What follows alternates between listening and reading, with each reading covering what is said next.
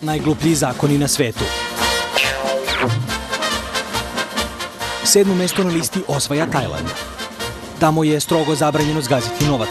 Ako to ipak uradite, sledi vam zatvor. Razlog? Na svim kovanicama i novčanicama je lik kralja Bumibola, a njegovom veličanstvu nije baš zabavno kada ga neko gazi. 6. ili 6. mesto osvaja ko drugi nego Šveđani. Od 1999. više nije zabranjeno baviti se prostitucijom, ali i postoji začkoljica. Zabranjene su posete prostitutkama. Zbog toga se dobija zatvorska kazna do 6 meseci. 5. mesto zaslužili su Švajcarci i njihov smisao za red. Na dan nacionalnog praznika niko ne sme da prostire veš. Onome ko okači veš, policija lično dolazi da skine veš. Razlog?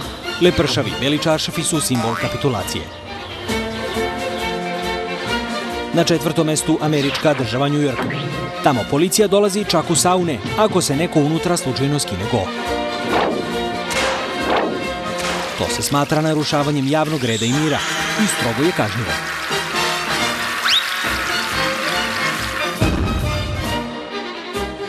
Treće mesto, bronzu, osvaja afrička zemlja Zimbabve.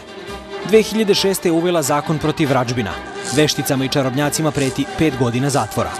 Ko smatra da je to dokaz zaostalosti Afrike, greši.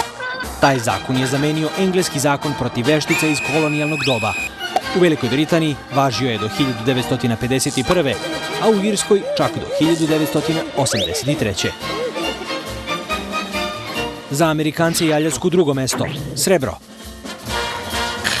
Tamo je zabranjeno buditi uspavane medvede samo da bi se fotografisali.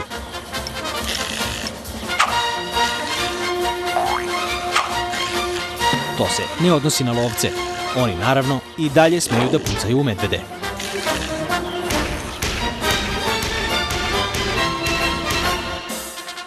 Prvo mesto i zlato za najgluplji zakon. Singapur. Azijati zabranjuju žvakanje žvake na javnom mestu.